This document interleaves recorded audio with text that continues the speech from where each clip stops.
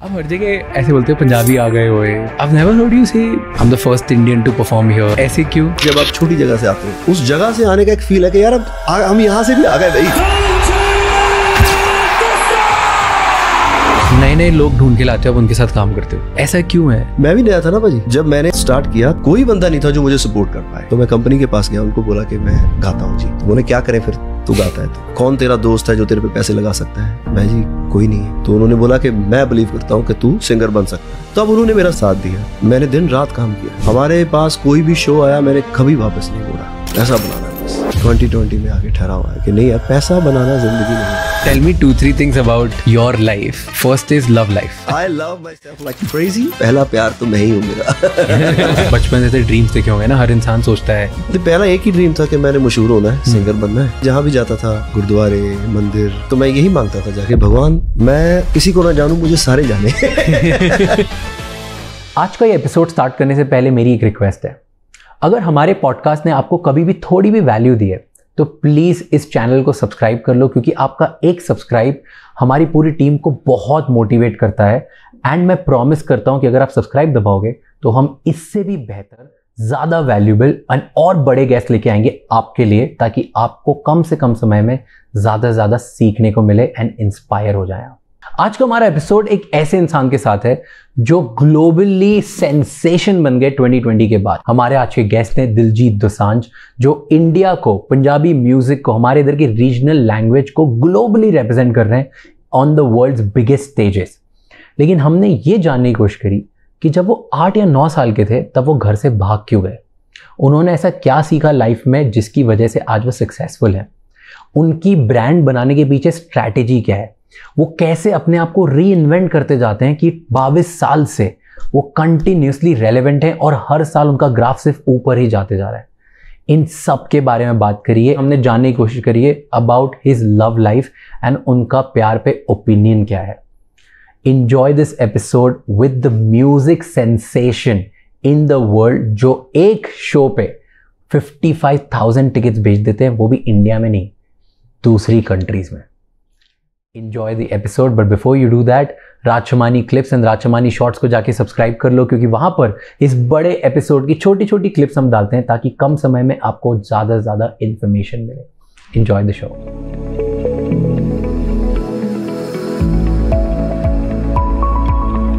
अब हर जगह ऐसे बोलते हो पंजाबी आ गए होए, पंजाबी आ गए होए। इस मतलब I've never heard you say anything else कि मैं I'm the first Indian to perform here, I'm the first Indian to do that. बहुत सही क्वेश्चन पूछा। पंजाबी बोलते हो आप। हाँ, बहुत सही क्वेश्चन। ऐसे क्यों भाई? एक तो जगह छोटी सी है पूरे इंडिया में, और एक मैं आता हूँ उस जगह से हूँ जो एक रीजनल म्यूजिक है जहाँ का। ऐसा नहीं है कि मैं हिंदी गाने गा रहा हूँ कि पूरे इंडिया मुझे सुन रहा है। वो एक बहुत छोटी सी जगह से मैं आता हूँ, पंजाब से, एक स्टेट से आता हूँ, और मेरी बोली भी माँ बोली पंजाबी रही। अभी थोड़ा हिंदी फिल्मों की वजह से मैं हिंदी बोलने लगा, और कभी मौका मिलता है तो हिंदी गा देता हूँ, लेकिन मैं हिंदी गाने खुद ब खुद नहीं बना पाता। ये नैना अभी हमने गाना बनाया, वो रिया कपूर जी मेरे से गाना बनवा गए, अदरवाइज मैं गाना नहीं बना सकता। मैंने उनको बोला मैं बॉलीवुड के लिए गाना नहीं बना सकता, मैंने बनाया ही नहीं कभी हिंदी गाने, मेरे को नहीं पता कैसे बनाना है। लेकिन वो रिया कपूर जी, उन्होंने वो 1 साल मेरे पीछे लगे रहे, हर हफ्ते बाद 10 दिन बाद दिलजीत गाना नहीं आया। मैं कहा यार कैसे मना करूं इनको, और मैं खुद एल्बम बना रहा हूँ। हाँ। रोज गाने बन रहे हैं, हिंदी गाना एक नहीं बन पा रहा मेरे। तो लेकिन वो पता नहीं उन्होंने बना लिया वो गाना, जैसे तैसे करके बना लिया। तो मैं कहता हूँ एक जगह से जहाँ जो एक रीजनल म्यूजिक है, जो उतना ग्रैंड भी नहीं है था, अब तो बहुत ग्रैंड है, अब तो बहुत ग्रैंड है। कैसे? हाँ, अब तो बहुत ग्रैंड है, लेकिन अब तो ग्लोबल है। हाँ, ग्लोबल हो गया। लेकिन वो एक फील है ना, एक जगह से जब आप छोटी जगह से आते हो। ऑब्वियसली पंजाब कहाँ है, इंडिया में है। जब पंजाब की बात कर रहा हूँ तो मैं इंडिया की बात कर रहा हूँ, और इंडिया लेवल पे तो बहुत बड़े बड़े आर्टिस्ट हैं ऑलरेडी है। मैं थोड़ा सोनू निगम जितना अच्छा गा सकता हूँ, नहीं गा सकता मैं उतना अच्छा, वो तो प्लेबैक सिंगिंग करते हैं। मेरा तो एक अपना स्टाइल है गाने का, राइट। तो एक उस जगह से आने का एक फील है कि यार अब हम यहाँ से भी आ गए भाई। वो एक ये फील है, जैसे होता नहीं कि आप कोई बंदा बिहार से आए तो यार हम बिहार से हैं। मैं भी ऐसे करता हूँ, इंदौर की हूँ तो इंदौर से आ गए। वो एक होती ना फील, और जब आप पंजाब में हो तब आप अपने गांव का नाम लेते हो कि यार मैं दसांजा से, मैं यहाँ से आया हूँ अपने पिंड से ना। और जब आप पिंड में बात हो रहे हो तो मैं फिर करो, फिर घर वालों की बात आ जाती है। तो ऐसे ही है बात। तो एक जगह रीजनल लैंग्वेज है, रीजनल म्यूजिक है, तो वो पहुंच गया वहां पे कोचेला सीधा ही इंडिया से। तो इसलिए वो एक वाइब है कि यार हम आ गए, छोटी जगह से भी बड़ी जगह पे आ गए भाई। हाँ, एक वो वाइब है। क्योंकि अभी हर जगह करते हो, स्टेज पे बोलते हो कि मुंबई वाले स्टेज पे भी आपने बोला था ऐसे ही। हाँ पर है, आई लाइक इट 100% भाई। अभी ब्लड तो देखो, जो ये मिट्टी है मिट्टी तो ये पंजाब की है। तो ऑब्वियसली वो जो मिट्टी है तो वही बोलेगी फिर। और पंजाब कहाँ है, इंडिया में ही है। तो मैं वो ऐसा नहीं है कि मैंने भी एक दो कमेंट देखे इस बात के, यार आप इंडिया आ गए हो क्यों नहीं बोलते। तो पंजाब इंडिया में ही है। वो सिर्फ ऐसा है कि इंडिया बहुत बड़ा है और बहुत बड़े बड़े आर्टिस्ट हैं इंडिया में ऑलरेडी, तो हम एक छोटी सी जगह से आते हैं। तो वो एक फील है कि यार जब एक बंदा एक छोटी जगह से बड़ी दुनिया की स्टेज पे आ जाए, मतलब आप एक मेरे फ्रेंड ने एक बात बोली थी जब मैं वहां पे गया था कोचेला, कहता तू रियलाइज नहीं कर रहा ये रीजनल लैंग्वेज पंजाबी पहली बार बोली जा रही है वर्ल्ड स्टेज पे। तब मेरे दिमाग में ये बात बैठ गई बैक इन द माइंड, और स्टेज पे अपने आप मुंह से निकली, मैंने नहीं ऐसा सोच के बोला। तो वो एक स्टेज पे निकली अपने मुंह से अपने आप, पंजाबी आ गए हुए। तो अब तो वो टैगलाइन बन गई, अब तो हमारी मर्चेंडाइज भी अच्छी जा रही है उससे। तो फिर एक जो स्ट्रेटजी बन गई, अब कंटिन्यू ऑब्वियसली कंटिन्यू करेंगे ना, क्यों नहीं करेंगे हम उसको। ट्रू। आपने, क्योंकि बॉम्बे में भी ऐसे ही हुआ था कि मैं तो करके दिखाऊं, मैं तो वो वाला भी वायरल, वो भी सरदार जी। सरदार बंदा कोई भी जो टर्बन बांधता है वो हीरो थोड़ी होता था पंजाब में भी नहीं था। रियली? हाँ, नहीं, सोलो फिल्म ऐसी किसी की आई नहीं जो सरदार बंदा है। बोलते कि नहीं यार, अगर आप फिल्मों में आते हैं तो ये पगड़ी आप नहीं बांध सकते। तो मैं कहा ठीक है, शायद होता होगा। तो वो भी रॉन्ग प्रूव हुआ। फिर उसके बाद कोई बॉलीवुड नहीं जाता था पंजाब से ऐसे सीधा। तो सरदार बंदा हमने फिल्में की। मैंने इम्तियाज सर ने कहीं पे बोला है कि SRK once said, Shahrukh Khan sir once said कि Diljit is the best actor in the country. पता नहीं कैसे बोल दिया ये। आपने सुना है कभी? मेरे को पर्सनली भी बोला उन्होंने ये बात। ओके। हाँ, जब मैंने उनको बोली कि जब मेरे को उन्होंने बात बोली, मैं कहा मैं इतना अच्छा एक्टर हूँ नहीं, तो आपने मेरे ले लिया है, पर आप मेरे को बोलोगे रेसल में एक्टिंग करके दिखाओ, मेरे से होगी नहीं सर। तो मैं आपकी फिल्म करना चाहता हूँ। हाँ। तो उन्होंने बोला नहीं, मेरे को तो शाहरुख सर ने ऐसा बोला है। मैं पता नहीं शाहरुख सर ने कैसे बोल दिया, मेरे को नहीं पता कैसे बोल दिया। तो पता नहीं क्या देखा होगा उन्होंने। तो आप मिले हो शाहरुख सर से? मैं हाँ मिला उनसे। व्हाट डू यू थिंक कि शाहरुख सर में ऐसा क्या है कि वो इतनी बड़ी ब्रांड बन गए और इतना ज्यादा उनको प्यार मिलता है? इंसान बहुत अच्छे। सबसे पहले इंसान अच्छा होना चाहिए, और आप कितना झेल सकते हो, कितना झेल सकते, मतलब कोई भी सिचुएशन आ जाए आप कितना झेल सकते हो, आप कितना कंट्रोल कर सकते। इस पूरी गेम में आपको उतना ही मिलता है जितना आप डिजर्व करते हो। कई बार बंदे बोलते हैं यार ये डिजर्व नहीं करता, इसको ये हो गया, पर नहीं, आप कितना झेल सकते हो। आपको उस सिचुएशन में डाला जाएगा, आप जितना झेल सकते हो उस सिचुएशन में, उस हिसाब से आपको चीजें मिलेंगी कि आप ये बंदा इस पॉइंट पे है, अभी इस डायमेंशन में है, तो इसको ये मिलेगा। अभी इसका अलग टेस्ट है, इसका नेक्स्ट टेस्ट है, इसका नेक्स्ट टेस्ट है। तो वो इंसान बहुत प्यारे है, तो वो डिजर्व करता है शाहरुख खान होना। आप बाहर जाओ कभी तो आप बोलो कि मैं इंडिया से तो हूं, तो वो बोलते हैं शाहरुख खान। हाँ, राइट। बहुत बड़ी बात है, शाहरुख खान का नाम बहुत बड़ा नाम है। तो मैं ऐसे कई बार जज करता हूं अपने आप को। तो मुझे लगता है कि जितना वो मजे हुए आर्टिस्ट हैं, 100% मेहनत करते हैं, और जितने प्यारे इंसान हैं, और जितना वो झेल सकते हैं, भगवान ने उतना ही दिया है। वैसे अब शाहरुख खान के अलावा दिलजीत भी बोलते हैं। मैं कोचेला गया था this year and I literally met somebody, एक ग्रुप था, एंड वहाँ पे ना कहीं पे पंजाबी बीट्स चली। वहाँ का एक UK का कोई आर्टिस्ट थे, उन्होंने पंजाबी बीट्स बजाई। हम लोग एकदम, मैं और मेरे फ्रेंड अपूर, हम दोनों टर्नो के उधर जा रहे थे, तो हमारे पास में और Diljit like it's they didn't know who was it, क्या था कैसा, तो प्रोबेबली वो लास्ट ईयर भी अटेंड किया था. सो द मोमेंट इंडिया का नाम आया कैसे हुआ, तो you are also making that mark now. So भगवान का शुक्र, it's a brilliant thing. You know, मैं देख रहा था आपका, आई थिंक कहीं पे पॉडकास्ट था या इंटरव्यू था जहाँ पे आपने बताया कि 11 साल में आप घर से चले गए थे आप कहीं बाहर. क्या स्टोरी थी, can you tell me that? नहीं, मैं नहीं छोड़ के गया, मेरे घर वालों ने. उससे पहले मैंने एक बार भागने की कोशिश की थी घर से. हाँ. कितने साल के थे? कुछ 7-8 साल का. क्यों भागने की कोशिश करी? स्कूल में एक लड़की थी, उसकी वजह से भागने की कोशिश नहीं की थी. स्कूल में एक लड़की थी, तो हमारे जो स्कूल के बड़े लड़के थे तो वो ऐसे सबसे पूछ रहे थे, तेरे को कौन सी लड़की पसंद है, तेरे को कौन सी लड़की पसंद है, ऐसे ही. तो मैंने बोला मेरे को ये लड़की पसंद है. तो उसने बोला हाँ ठीक, तू उसको बोल तेरी शादी फिर उससे होगी. मैं ठीक है, डन हो गया. तो मैंने उसको ऐसे बोल दिया लड़की को जाके कि तुम्हारी मेरी शादी होगी. तो उसने मैडम को बता दिया. तो मैडम बोली कल बेटा अपने मम्मी डैडी को लेके आ. तो मेरे को लगा अब दुनिया खत्म, अब तू गया.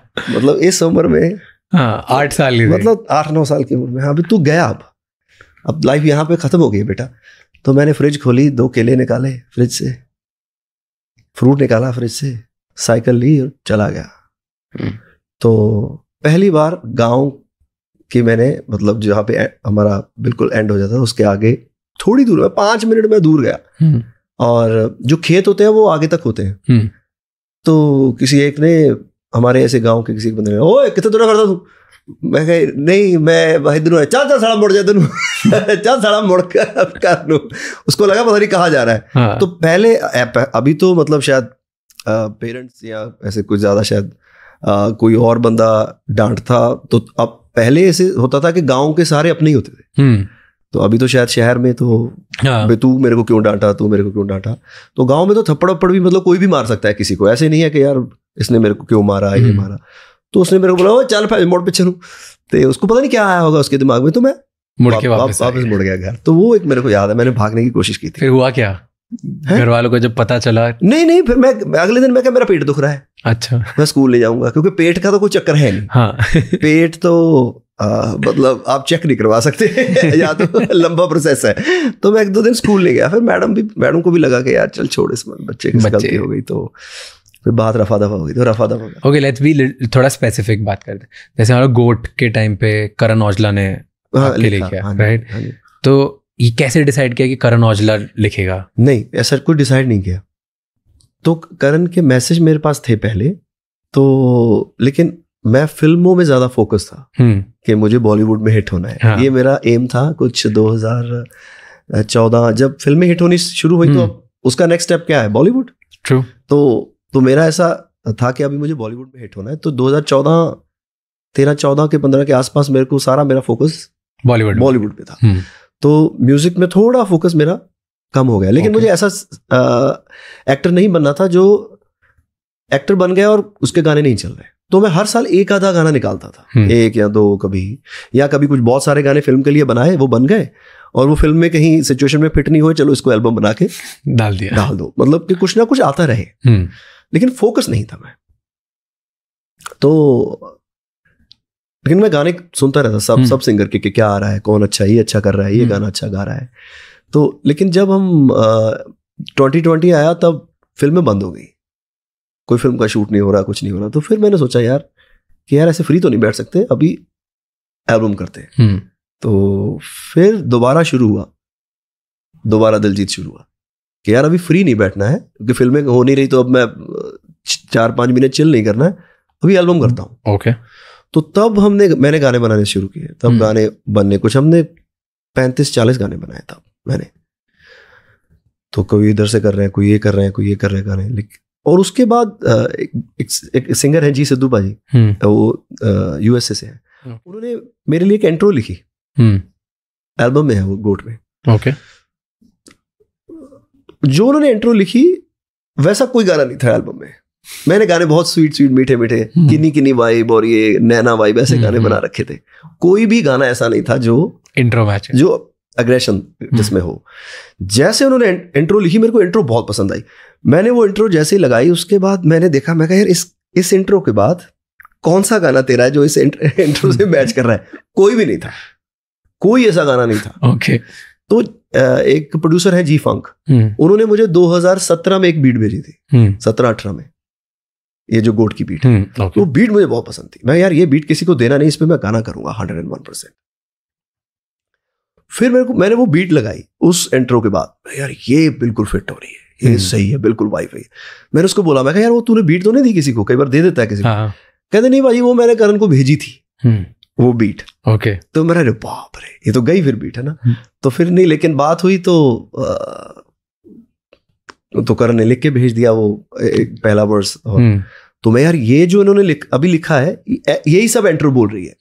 तो लेकिन करण को नहीं पता था कि ये इंट्रो ये बोल रही है। तो वो वही सब बातें बोल रही थी जो गाने में थी। okay. वो किसी और ने बनाई, ये किसी और ने बनाई, लेकिन वाइब मैच हो गई। फिर मैंने बाजी को बोला, मैं कहा बाजी आप इसको पूरा कर दो, ये गाना फिट है मामला। हाँ जी। तो ऐसे आउट ऑफ फ्लूक हुआ? हाँ जी। फ्लूक क्या होता है? तुक्के में। तुक्का नहीं, तुक्का नहीं कह सकते इसको वाइब मैच कर, वाइब मैच हो गई। हाँ, तुक्का नहीं, तुक्का तो एक बार लगता है, 2 बार लगता है, बार बार तुक्के नहीं लगते। पर बार बार वाइब मैच हो जाती है, ये भी तो बार बार वाइब मैच हो सकती है 100%। तुक्के नहीं लग सकते। तुक्का तो लगता ही 1-2 बार होता है कि यार आपने ऐसा निशाना लगाया और तुक्के में लग गया। लेकिन अगर बार बार निशाना लग रहा है तो ऑब्वियसली आपका कंसंट्रेशन है, तभी तो कोई स्किल है जो चल रही है। 100%। There has to be something. 100%। And वैसे how were you as a kid? मतलब जब आप छोटे थे तब कैसे थे? ऑलवेज कि बड़ा सोचना है, बहुत बड़ा बनना है, डेडिकेटेड, कमिटेड, ऐसे कि मिस्चीवियस से बच्चे थे जो होगा देखा जाएगा? नहीं, ऐसा नहीं था। वो मेरे मम्मी के दिमाग में वो बात थी कि यार बेटा तुम्हें काम करना है, हमें एक अच्छी लाइफ होनी चाहिए। घर में कुछ ठीक ठाक से हालात थे, तो उनके दिमाग में था कि बच्चे रह ना जाए कहीं यहीं पे, मतलब ऐसे ही। हाँ, तो उनके दिमाग में थी ये बात। तो वो मुझे हमेशा बोलते थे, बेटा हमारा कोई बिजनेस नहीं है साइड, तेरे डैड सिर्फ सरकारी जॉब करते हैं, तो क्या करेगा लाइफ में, तुम्हें पढ़ाई करो बेटा, ध्यान दो, काम करना है, ज़रूरी है, ये बातें बोलते थे। तो वो मेरे दिमाग में बचपन में बैठ गई पैसे को लेके कि पैसा बहुत ज़रूरी चीज़ है। ये मेरे दिमाग बचपन से बैठ गई बात, पैसा बहुत ज़रूरी है, पैसे के बिना लाइफ नहीं है, पैसा ये मेरे दिमाग में बैठ गया। तो मेरे को लगा कि यार यही है जिंदगी, पैसे बनाने ही जिंदगी है। मेरे को ऐसा लगा, जो कि ये 2020 तक मैं इसके पीछे भागता रहा, पैसे के पीछे। मैंने दिन रात काम किया है। हमारे पास कोई भी शो आया, मैंने कभी वापस नहीं मोड़ा। शादी का, अभी तो मेरे को बहुत टाइम होगा शादियों के शो किए, अभी की थी एक पीछे एक वेडिंग, तो दिन रात काम किया है हमने। सेम डे हमने अमृतसर भी शो लगाया है और हमने करनाल भी शो लगाया है रात का। दिन में करके भागते नहीं देखते थे कहाँ जाना, सुबह रात दिन कुछ नहीं देखा, बहुत काम किया। 18 साल में मेरी एल्बम आ गई। उसके बाद जो शादियों के शो किए मैंने 30 साल तक, जो भागम भागी की है, पैसा बनाना है बस। पर ये अभी 2020 में आके ठहरा हुआ है कि नहीं यार, पैसा बनाना जिंदगी नहीं है। पैसा सिर्फ पैसे बना लेना आप, ये कामयाबी ये नहीं है। मैं ये घर वालों का कसूर नहीं कह रहा, ये मोस्टली सब पेरेंट्स के दिमाग में ये बात रहती है कि हमारा बच्चा जो है वो पैसा बना रहा है तो कामयाब है। तो यही सक्सेस का यही एक मंत्र है। मुझे अब नहीं लगता ये। You know this is true, क्योंकि मेरे घर में भी ऐसा ही था।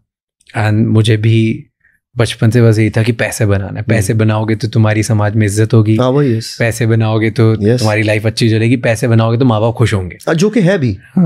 जो तीनों चीजें आपने बोली वो सही है। समाज में आपकी इज्जत बढ़ेगी 100%, माँ बाप खुश होते हैं 100%, लेकिन लाइफ मुझे लगता है ये नहीं है। ओके।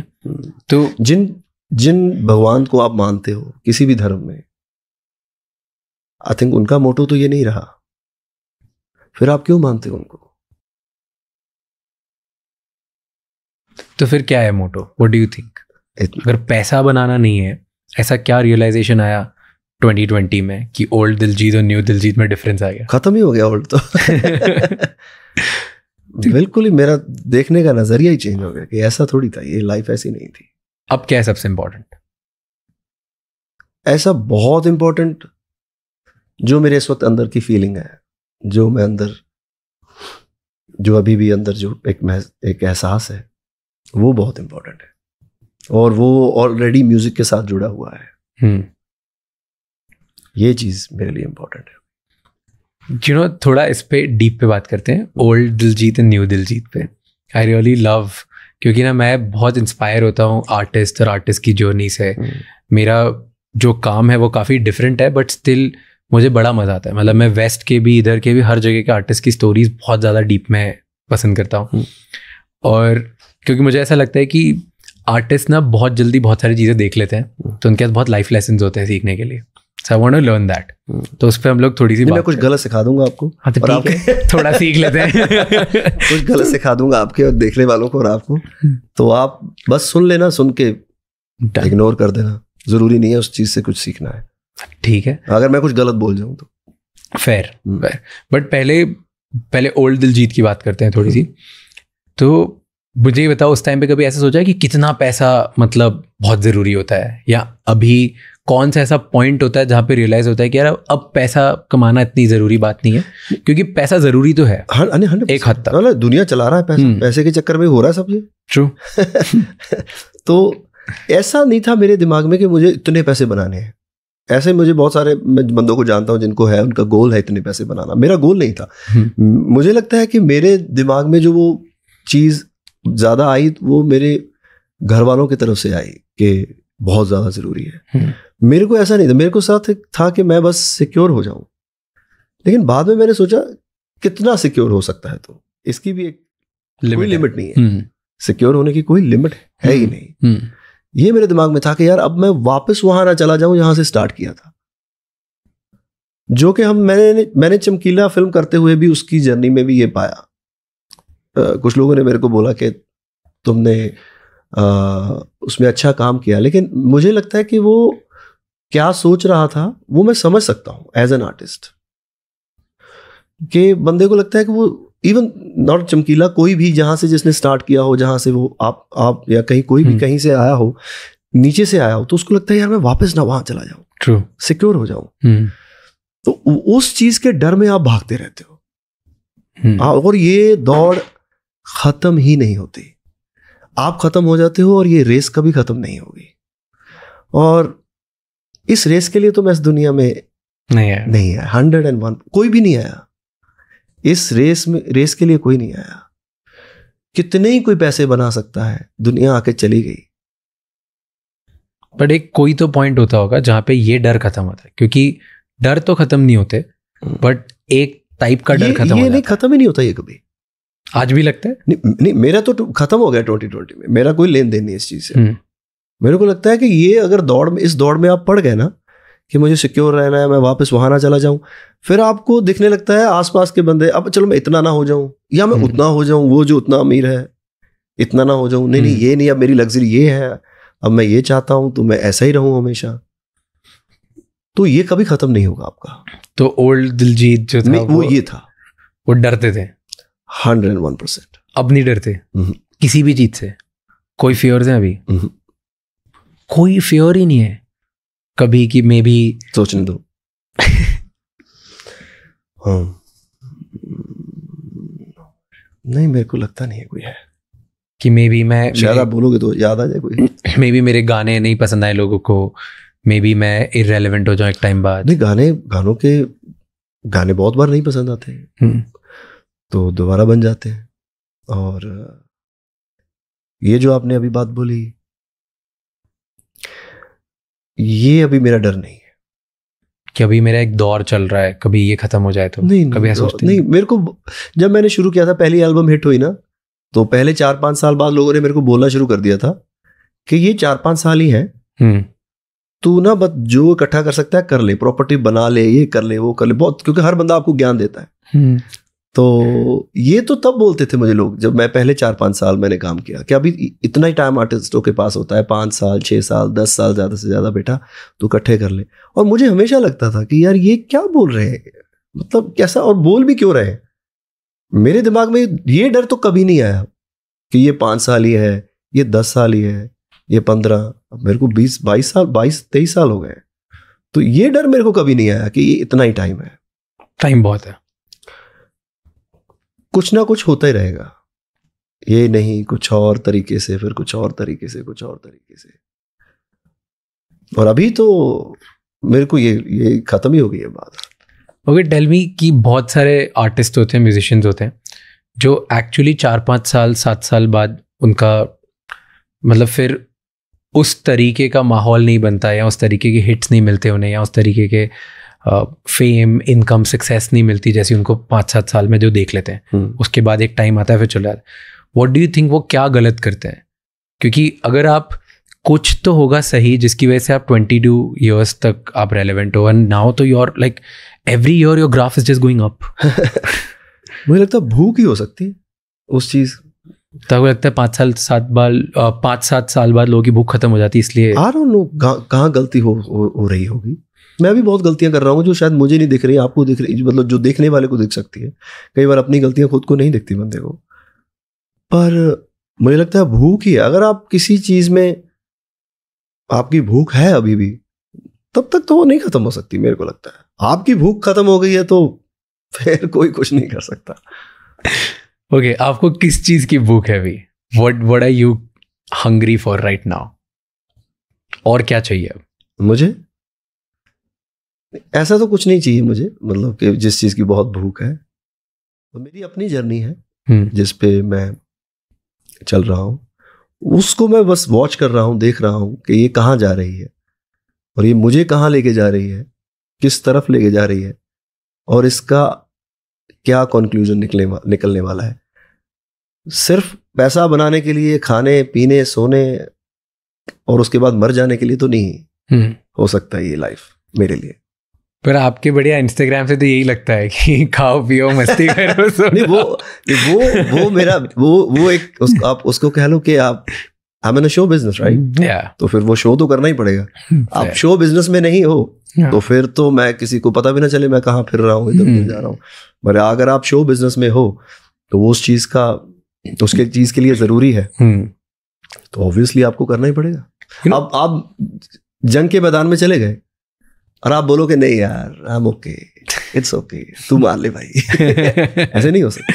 ट्रू है ना? You know, upon old Diljit की बात करते हैं। मैं एक नोटिस कर रहा था पैटर्न, बहुत सारे नॉर्थ बेस्ड जो आर्टिस्ट हैं, सिंगर्स हैं, रैपर्स हैं, ये लोग जब स्टार्ट करते हैं मोस्टली ज़्यादा गाने बनते हैं स्ट्रीट पे, वायलेंस पे, ब्रॉल पे, अल्कोहल पे, रिवेंज पे। एक ब्रैशनेस होती है कि आ जाओ, मतलब मैं ही हूँ। इससे सब लोग अपना करियर स्टार्ट करते हैं, ऐसे बनाते हैं। ऐसे क्यों है? मुझे लगता है ये इमोशंस होता है। जब आप कॉलेज में जाते हो या इस उम्र में ये इमोशन ही होता है। है कोई सड़ा मैं तो बड़ा कौन है। ये इमोशन होता है, वो कनेक्ट करता है सिर्फ लोगों के साथ। लोग ही तो हिट करते हैं, गाना कौन हिट करता है? सिंगर थोड़ा बना के अपना गाना बोल रहे कि मेरा गाना हिट है, ऐसे थोड़ा होता है। लोग हिट करते हैं तो इट मीन्स वो इमोशन आपके साथ कनेक्ट कर रहा है। गाना सिर्फ वही हिट होता है जो इमोशन कनेक्ट कर जाता है। Fair, right? तो ये इमोशन है जो कनेक्ट करता है 100%। तो ऐसा इमोशन लोगों में है जो कनेक्ट कर रहा है। तो इसीलिए सब यंग लोग उस टाइम पे जो अपनी बातें सामने रखते थे। ज्यादातर अभी मैं अपना स्पॉटिफाई निकालता हूँ उसका, तो जो उसमें सुनने वाले हैं वो 16 से 22 साल तक सबसे ज्यादा रेशो है। ट्रू, सुनने वाले। तो उस उम्र में क्या सुनना चाहते हैं लोग? पंगा। Obviously, right? ऐसे गाने। तो मैं नहीं कह रहा किसी से पंगा लो, तो लेकिन ऐसे गाने कंज्यूम करते हैं लोग, तो ज्यादा सुनते हैं जो लोग, तो फिर उसी को देख के लोग फिर और बनाते हैं। ऑब्वियस गाना बनेगा। तो आपने ऐसे सोचा था उस टाइम पे? इतने स्ट्रेटेजिक थे? तब तो पाजी ये यूट्यूब भी नहीं था जब तो हमने स्टार्ट किया 2002 में। Okay. तब तो यूट्यूब भी इतना ज्यादा पॉपुलर नहीं होता, गाने वाने नहीं डलते थे यूट्यूब पे। तब तो एल्बम आती थी। हमें नहीं पता था ये बातें। ये तो अभी बहुत बाद में जाके पता चली कि ये क्या है। अभी लोग बताते हैं जिनको स्ट्रेटजीज पता है कि भाई अभी थोड़े लेड बैक गाने चल रहे हैं, लोग अपना काम करते हैं, पीछे गाने लगे हैं, प्लेलिस्ट में गाने डल जाते हैं तो उसके व्यूज आते रहते हैं। पता नहीं अब तो क्या क्या। आप बनाते हो स्ट्रैटेजी के थ्रू गाने? नहीं। तो कैसे गाने बनाते हो आप? Because the new Diljit is a hit machine. उसको आप ऐसे अलग मत समझो, उसको आप पुराने के साथ मैच ही रखो। वो काम में तो उतना ही हार्ड वर्क है। ओके, चल रहा है। तो बट जैसे अगर आप देखो तो आप एज अ सिंगर, राइट, आप राइटर्स बहुत अच्छे ढूंढ के लाते हो, आप प्रोड्यूसर्स अच्छे लेके आते हो, ओवरऑल एक पूरी टीम बनाते हो, और लेकिन हर बार आप चूज करते हो, गाना हिट होता है बैक टू बैक कुछ ना कुछ बहुत बड़े बन. सो व्हाट्स द स्ट्रैटेजी, कैसे आप चूज करते हो? क्यों है कि ऐसे लोग हैं बहुत सारे जो प्रोड्यूसर भी खुद है, सिंगर भी खुद है, सब हैं, उनके 1-2 गाने हिट होते हैं बट उसके फिर बैक टू बैक हिट नहीं हो पाते. How can you choose every time and hit the nail? What do you think, आपका क्या स्ट्रैटेजी है? पता नहीं, कई बार भाई कोई वाइब मैच होती है, वही बात है. कितनी बार वाइब मैच हो जाएगी? There has to be some strategy ना. कुछ तो सोचते होगे जब गाना बनाते होगे, क्या सोचते होगे? कुछ नहीं, कोई धुन अच्छी लग गई. कई बार कोई धुन दिमाग में होती है तो उस धुन पे सब बैठे हैं तो यार ऐसा सा कुछ बना सकते हैं. कोई गाना सुन लिया कभी कोई, तो वो कई बार अच्छा लगता है तो वो गुनगुनाते रहते हैं उसको, यार कुछ ऐसा सा बनाएंगे लाइफ में. तो फिर सेम नहीं पर उससे कुछ इंस्पिरेशन लेके, कुछ उससे महक लेके कुछ और बन जाता है. हर बार ना मैंने एक पैटर्न नोटिस किया, you tell me if I am wrong, कि नए लोग ढूंढ के लाते हो, अब उनके साथ काम करते हो, राइट? ऐसा क्यों है? मैं भी नया था ना भाजी. जब मैंने अब स्टार्ट किया तब मेरे को कोई नहीं जानता था इंडस्ट्री में, मतलब मैं किसी को नहीं जानता था, सॉरी. और कोई बंदा ऐसा नहीं था जिसको मैं बोल दूं कि, मेरा दोस्त ऐसा नहीं था कि भाई पैसे लगा दे, घर वालों के पास पैसे नहीं है, कोई बंदा नहीं था जो मुझे सपोर्ट कर पाए. तो मैं कंपनी के पास गया, तब ऐसे ही एल्बम बनती थी, तो मैं कंपनी के पास गया, उनको बोला कि मैं गाता हूँ जी. तो बोले क्या करें फिर, तू गाता है तो कौन तेरा दोस्त है जो तेरे पे पैसे लगा सकता है? मैं जी कोई नहीं है. घर वाले जो तेरे पे बिलीव करते हो? मैं नहीं, बिल्कुल कोई नहीं है. तो उन्होंने बोला कि मैं बिलीव करता हूँ कि तू सिंगर बन सकता है. अब जब तू हिट हो गया तो ना घर वाला आना चाहिए तेरा कोई, ना तेरा दोस्त आना चाहिए मुझे बताने के लिए. उनकी स्ट्रेटजी बहुत अच्छी थी, राजेंद्र सिंह उनका नाम है. बहुत अच्छी स्ट्रेटजी थी कि अगर आज तेरे को कोई बिलीव नहीं कर रहा, मैं कर रहा हूं, तो कल को मेरे को आके ना कोई बताए कि भाई ऐसे कर. तो मैं यार बात अच्छी है. तब उन्होंने मेरा साथ दिया और मैं बिल्कुल नया था, किसी को जानता नहीं था, ऐसे शुरू हुआ बस. तो जब भी कोई नया आर्टिस्ट आता है ना, मेरे को लगता है यार ये सेम वाइब है जैसी मेरी वाइब थी. तो यार इस बंदे के अंदर जो भूख है अब, वो बहुत प्यारी है और प्योर है. अभी थोड़ा वो इसमें मिलावट हुई नहीं है, तो इसके साथ जरूर काम करना चाहिए. वैसे ट्रस्ट कैसे करते हो हर बार अपना इतना बड़ा नाम, इतना बड़ा legacy of all the songs? एक नए इंसान पे, नई एल्बम का नाम है लेगेसी. ओके. तो एक ट्रस्ट कैसे करते हो नए लोगों पे? क्योंकि एक बार अगर बन गया तो फिर ऐसा लगता है ना, जिन लोगों के साथ बहुत मैजिकल वर्क हुआ है और इन लोगों के साथ काम करते हैं और बढ़िया काम होगा. नहीं, ये भी मैंने राजेंद्र सिंह जी से सीखा. वो हमेशा बोलते थे क्या उस बंदे के साथ काम करना है जो आपके साथ काम करना चाहता है, उस बंदे के साथ नहीं जिसके साथ आप काम करना चाहते हो.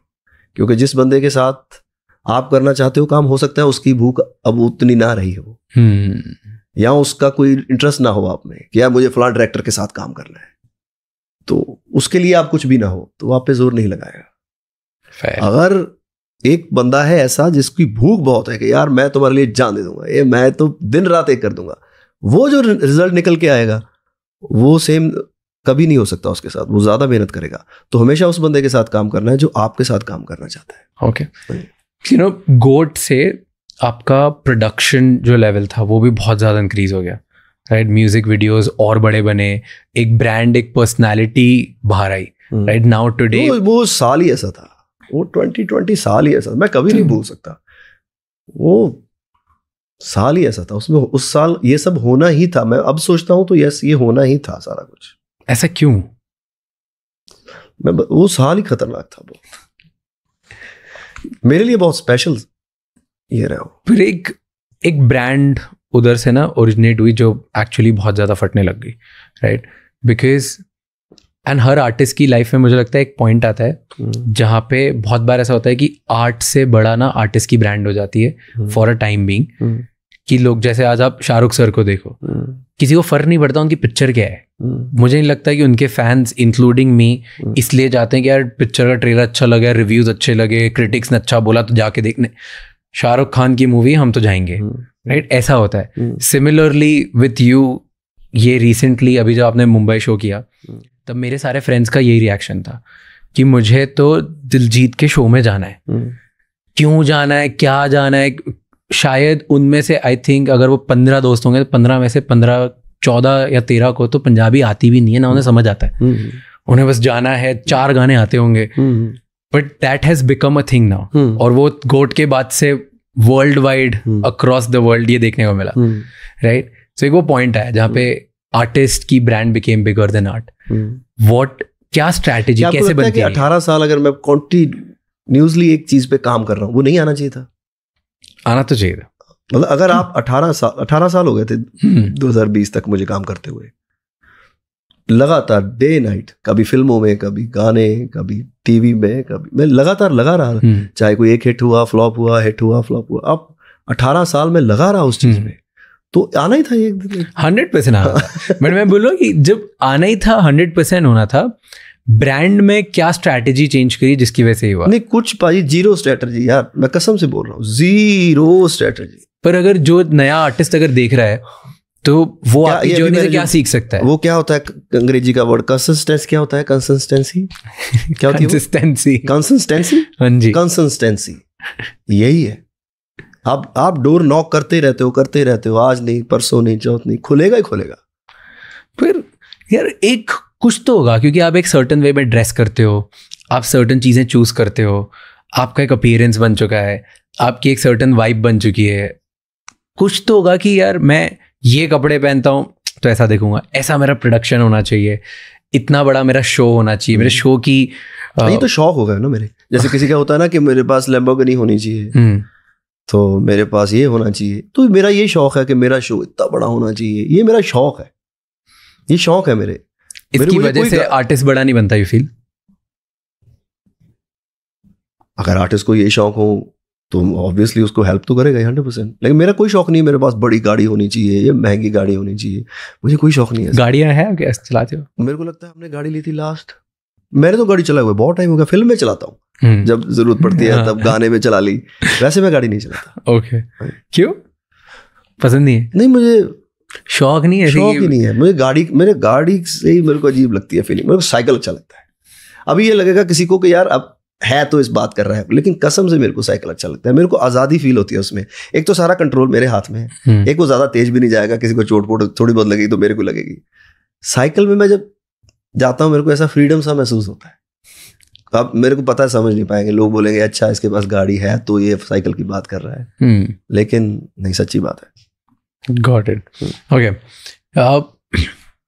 मुझे ना एक चीज़ बड़ी अखरती है कि आपका जो सोशल मीडिया है उससे हम बहुत BTS देखते हैं। It's like we know you still we don't know you. मतलब बहुत क्यूरेटेड होता है उसमें, कुछ ही चीज़ें जो जितनी हमें देखना ज़रूरी होती है उतनी आप दिखाते हो, उससे आप दिखाते नहीं हो, right? So tell me 2-3 things about your life. First is love life, opinion. I love myself, bro. I love myself like crazy. This English is perfect or no? Perfect. I love myself like crazy. मैं अपने आप को बहुत प्यार करता हूँ। तो मेरे को लगता है पहला प्यार तो मैं ही हूँ मेरा। मेरा पहला प्यार मैं ही हूँ। मुझे बता, आपको मॉडर्न लव और ओल्ड स्कूल लव डिफरेंस पता है? भी देख रहे हो आप मॉडर्न लव और स्कूल? कि एक ओल्ड स्कूल लव होता था, नैरेटिव है भी इंटरनेट पे बहुत ज़्यादा। ओल्ड स्कूल लव था और शिद्दत वाला प्यार, कि एक ही इंसान है और अब डिसाइड कर लिया मैंने। एंड मॉडर्न लव में क्या, अब इतने सारे, हर किसी का ना अपना एक तरीका है। पहले होता था लिस्ट विस्ट बना दी। पहले होता था दूरदर्शन, वो तो एक ही होता था। अब कितने चैनल्स हैं? हाँ। तो ऑब्वियसली भाई फूड चेंज हो गया, बातें चेंज हो गई, एरा चेंज हो गया, तो ऑब्वियसली फिर आप करते जा रहे हो स्कूल, कभी ये अच्छा लग रहा है, कभी ये अच्छी लग रही है, कभी ये हो रहा है, तो ऑब्वियसली। हाँ, तो अब जैसे बहुत लोग बहुत जल्दी ना हर इंसान को एक बॉक्स में डालना चाहते हैं। अच्छा जी, कि इस इंसान में ये क्वालिटी होनी चाहिए, टेक फ्री होनी चाहिए, टेक फ्री होनी चाहिए, टेक फ्री होनी चाहिए, tech. Do you think that kind of love is good? अपने पार्टनर में क्या ये लिस्ट? मैंने तो लगता है जी अपने आप को प्यार करो सबसे पहले। जब जहाज भी ट्रैवलर्स करता है वो कहते पहला अपनी बेल्ट बुट ला के जो ऊपर तो बास का होना ना, पहले आप दे लाओ फिर लाओ किसी और के। तो फर्स्ट लव योरसेल्फ, अपने आप। जो बंदा अपने आप से प्यार नहीं कर सकता, मुझे लगता है वो, मेरे को ऐसा लगता है वो किसी की भी रिस्पेक्ट और प्यार नहीं उसको किसी को कर सकता। वो कभी भी आपके लिए भी वैसा ही हो सकता है जैसा वो खुद के लिए। अपने आप को प्यार करना सबसे पहले जरूरी है। ये यार, ये जो बॉडी, ये मशीन आपको मिली है, बड़ी मुश्किल से आप इस मशीन में आए हो। अभी आए हैं तो इसको अंदर तो पता नहीं क्या चल रहा है। अगर तो सी थ्रू होता तो पता चल जाता, निकाल के फेंक देते चीजें, ये तो सही नहीं है, ये सही नहीं है। लेकिन कोशिश करनी चाहिए इंसान को कि यार इसको सबसे पहले प्रायोरिटी तो ये होनी चाहिए।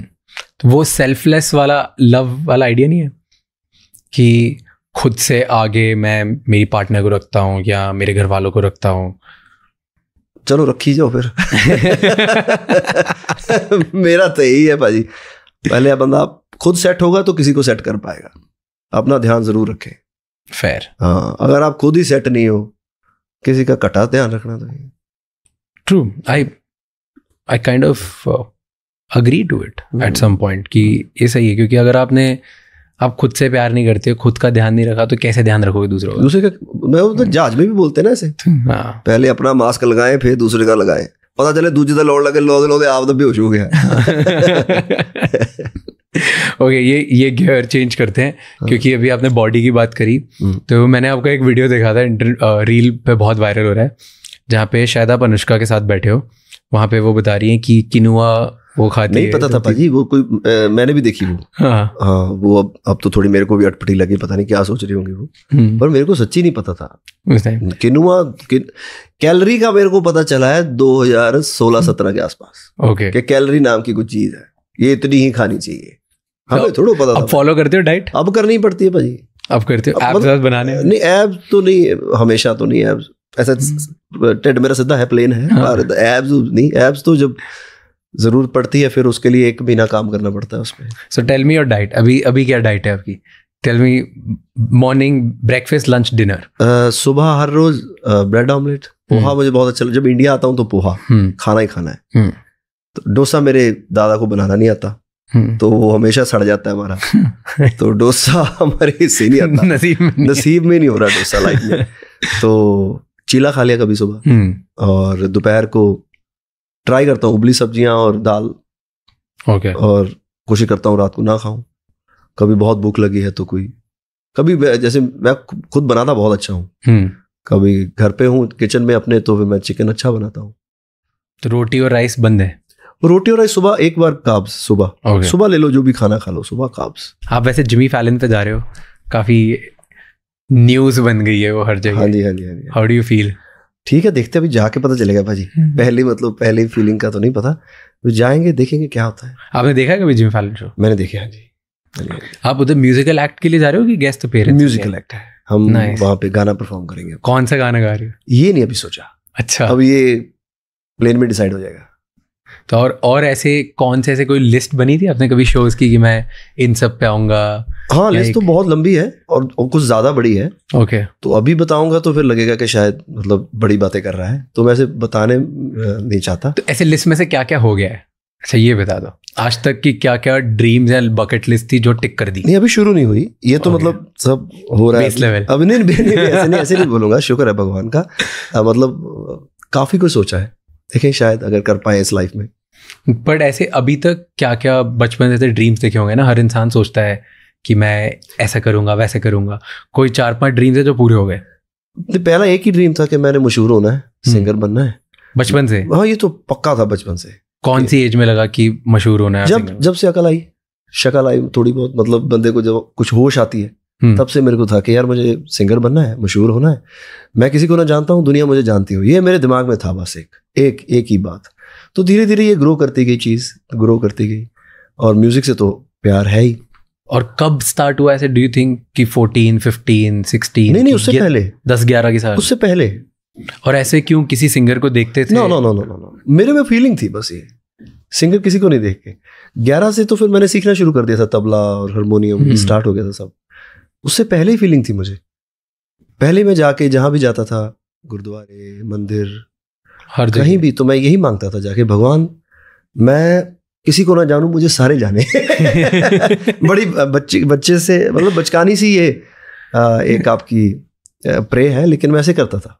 And why do you think ऐसा क्यों हुआ? कोई रीजन कोई पता चला? I don't know. अभी मैं सोचता हूँ, अभी इस टाइम तो मुझे लगता है कि शायद कोई तो मकसद होगा जो शायद आगे आके रिवील होगा। और किस चीज में मशहूर होना, ये ऐसा कभी सोचा?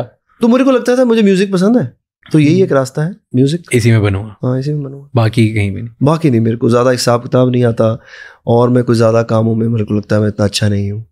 ओके, म्यूजिक ही है।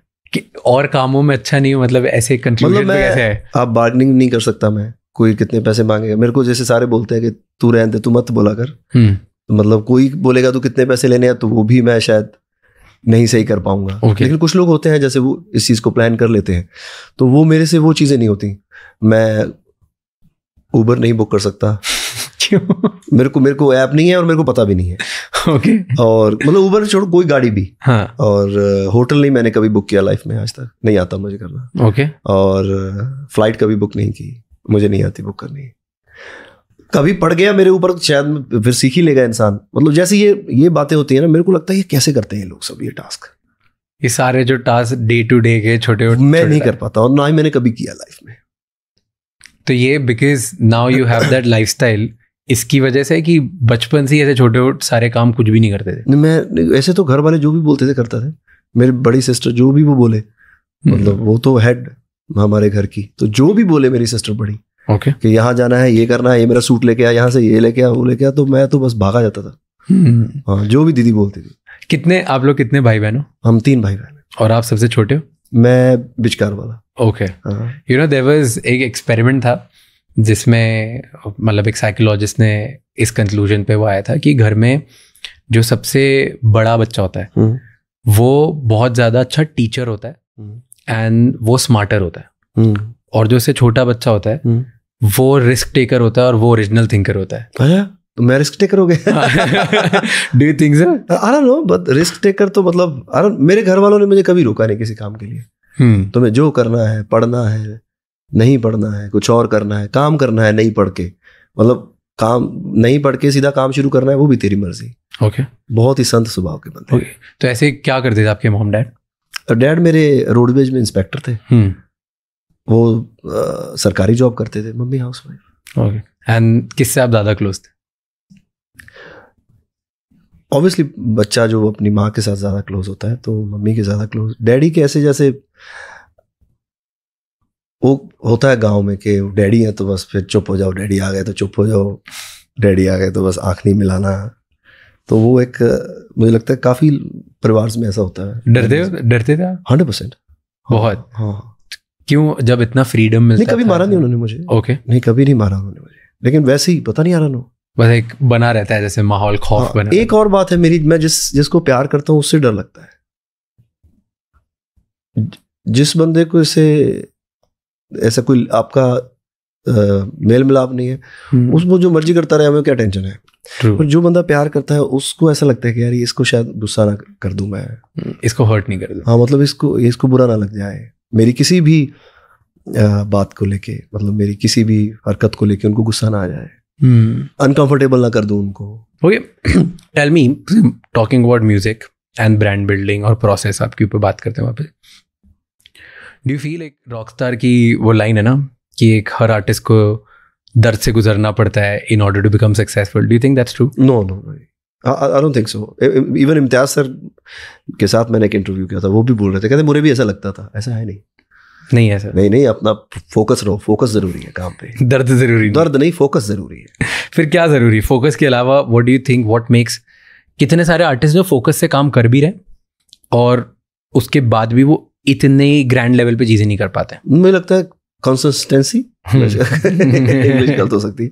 कंसिस्टेंसी, आज नहीं कल परसों होता रहेगा, हो जाएगा कभी ना कभी तो पक्का। ओके, आपने कहीं पे ऐसा बोला है क्या कि you didn't deserve to perform at Coachella? हाँ। क्यों? मैं जब राइजिंग स्टार में बैठता था तब जो लड़के लड़कियां गाते थे आगे, कुछ बंदे तो इतना अच्छा गाते थे, मेरे को लगता था यार मैं इस कुर्सी पे बैठा क्यों, मैं डिजर्व नहीं करता ये चेयर, ये बंदा मेरे से बहुत अच्छा गा रहा है। तो मैं बहुत अच्छे अच्छे सिंगरों को मैंने सुना है, तो एज एन सिंगर मुझे लगता है कि यार और मेरे से बहुत अच्छे लोग गाने वाले हैं जो बहुत अच्छा गाते हैं। सिंगिंग वाइज बोल रहा हूं मैं, वो जो मेरा कोट है वो सिंगिंग वाइज है कि जिन लोगों के अभी गाने भी नहीं हिट हुए, वो भी मेरे से कई बहुत सिंगर हैं जो अच्छा गाते हैं। तो मुझे मौका मिल गया, ये भगवान की मर्जी और इसलिए मैं सोचता हूँ कि यार ये मैं शायद डिजर्विंग नहीं हूँ, लेकिन भगवान दे रहा है, पता नहीं क्यों। लेकिन मेरे से गाने वाले तो बहुत अच्छे पड़े हैं, बहुत तगड़ा तगड़ा गाते हैं लोग। डू यू थिंक इसीलिए भी एक रीजन है दैट्स व्हाई आप सारे नए आर्टिस्ट को प्रमोट करते रहते हो और उनके साथ काम करते हो? हाँ जी बिल्कुल, मेरे को लगता है यार ये कितना अच्छा काम कर रहा है बंदा, यार ये मैं नहीं इस एज में इतना अच्छा काम कर रहा था। कि ऐसा लगता है कि मैं बहुत ग्रेटफुल हूँ, मुझे इतनी जल्दी ये सब मिला। तो जल्दी तो नहीं मिला, 22-23 साल हो गए, नहीं तो कई बंदे छोड़ भी जाते हैं। मैं पाजी मैं 11 साल का था जब घर से निकला, उसके बाद 11-12 साल के बाद तबला हारमोनियम ये सीखना स्टार्ट कर दिया मैंने। स्कूल 18 साल में मेरी एल्बम आ गई थी, पहली एल्बम, और मुझे कोई नहीं जानता था इंडस्ट्री में। मेरी पहली एल्बम 18 साल में आ गई थी, फर्स्ट एल्बम मेरी 18 साल। वो भी इसलिए क्योंकि मैं बालक हो गया था और मैं कॉन्ट्रैक्ट साइन कर सकता था।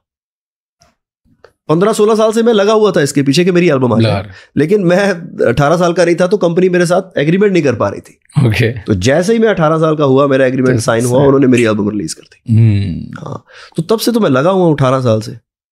तो बहुत बहुत टाइम हो गया, बहुत टाइम। तो मेरी आई नहीं, वो क्या होती है अब, टीन एज टून एज बिच्चे निकल गई, यंग एज भी बिच्चे निकल गई ऐसे ही काम करते हुए। मेरे साथ वाले कॉलेज में पढ़ रहे हैं, स्कूल में पढ़ रहे हैं, और मैं प्रोग्राम ला रहा हूँ शादियों के 18 साल में। अभी मैं बालक हुआ हूँ और लोगों की शादियां हो रही है और मैं गा रहा हूँ उनपे, वो कोई उधर बैठा है। तो मैंने इतने बंदे देखे, शराबी नाच रहे हैं, ये हो रहा है, इधर ये हो रहा है।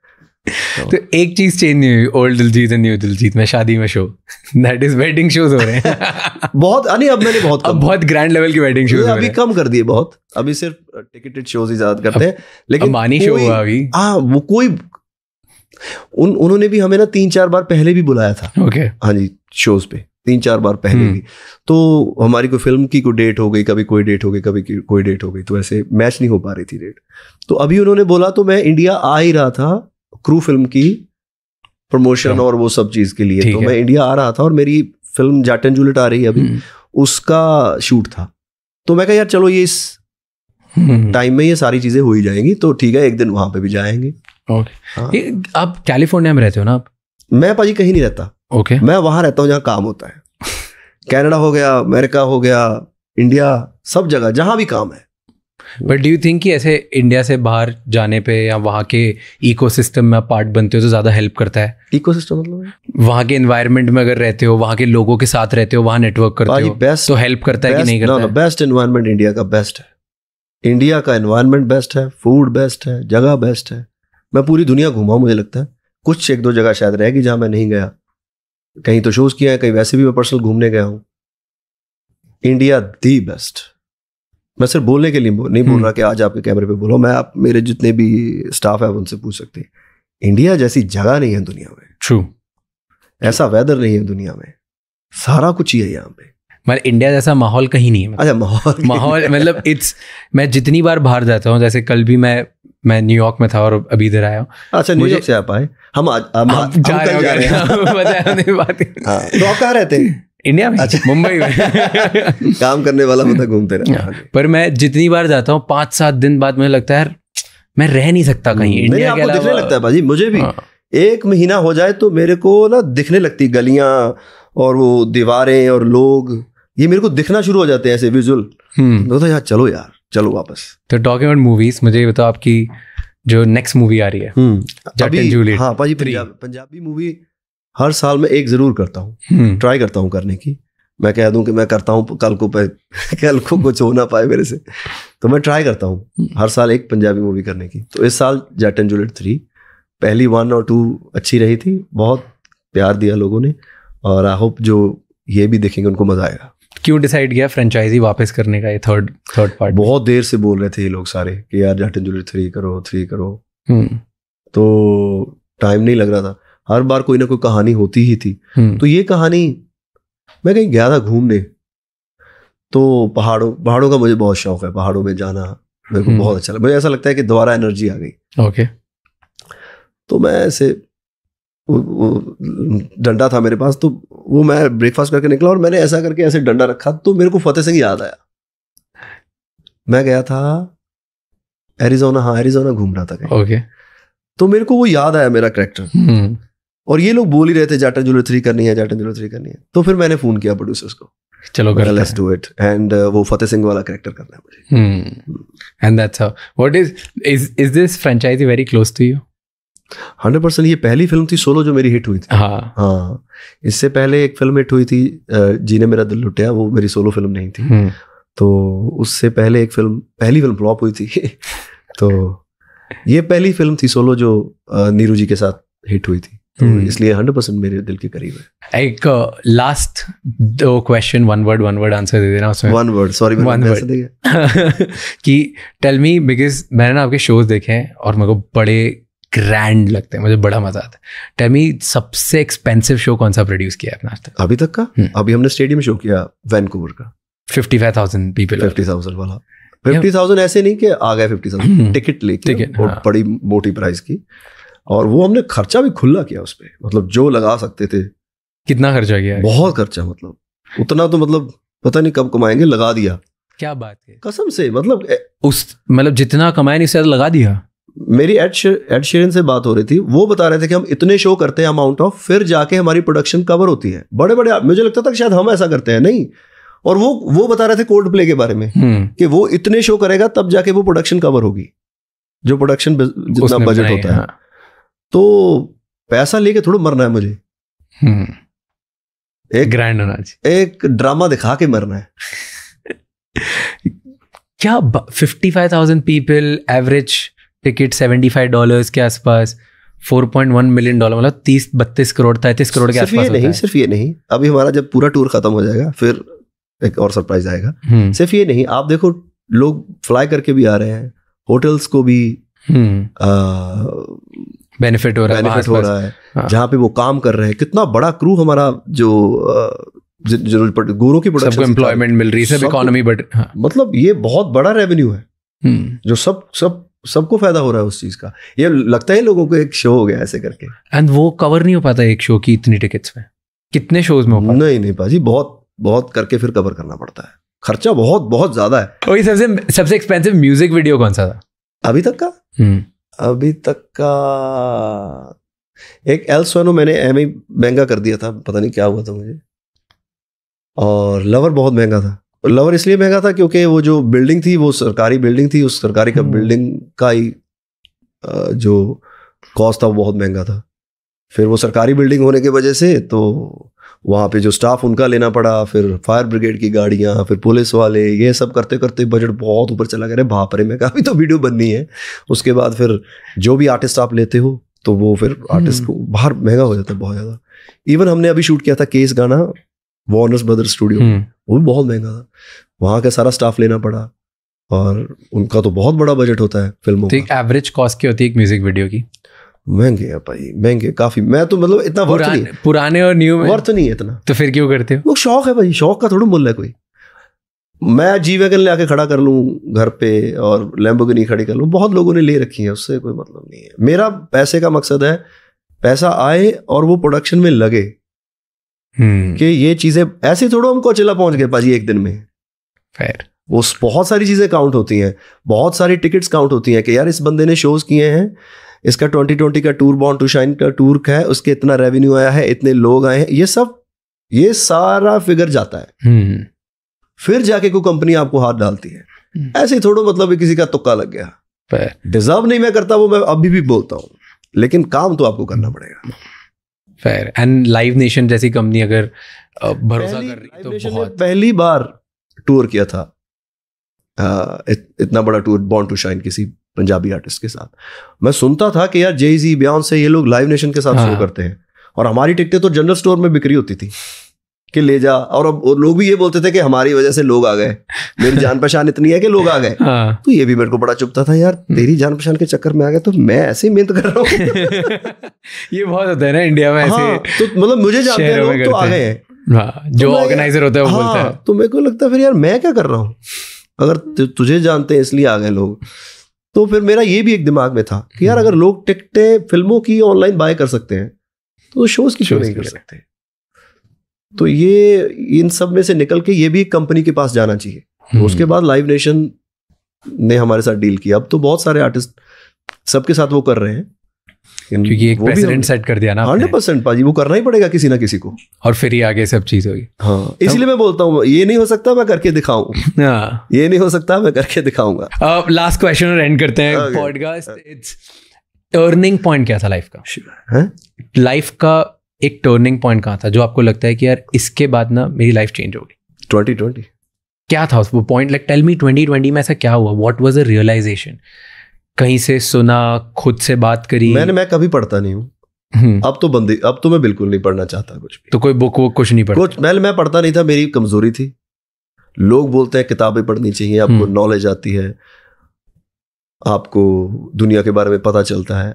आप उन चीजों के बारे में पढ़ रहे हो जो किसी की बातें हैं। मुझे लगता है कि जो विजडम है वो आपके अंदर से आता है। Okay. मैं शायद शब्द गलत बोल गया हूँ, पता नहीं भाई, पर जो बात है वो अंदर छुपी हुई है। जितने भी सूफी संत हुए उन्होंने भी यही बोला है, बात अंदर की है, बात बाहर पढ़ने की नहीं है। चलो आप इंस्पिरेशन ले सकते हो, शायद मेरी ये जर्नी नहीं रही होगी, किसी और की ये जर्नी हो सकती है कि आप बुक से भी इंस्पायर हो सकते हो। इंस्पिरेशन आपको कहीं से भी आ सकती है। मेरे को वो म्यूजिक से हुई। Done. Thank you so much for coming here, बहुत शुक्रिया, एंड पॉडकास्ट के लिए टाइम देने के लिए। नहीं, थैंक यू भाई, आप बहुत इंटेलिजेंट बातें करते हो, बहुत प्यारी बातें करते हो। पढ़ने लिखने में आप बहुत कैंट हो गए स्कूल में, है ना? नहीं, बहुत बेकार था, बट मैं 16 के बाद मेरे अंदर भी कंसंट्रेशन तो आपकी बहुत अच्छी है। जब आप किसी चीज पे ऐसे फोकस होते हो तो वो तो बहुत अच्छा है, मैंने देखा आपको। बट मैं 16 के बाद पढ़ने फोर्स किया खुद को, पढ़ाई लिखाई करने के लिए। स्कूल स्कूल में बेकार।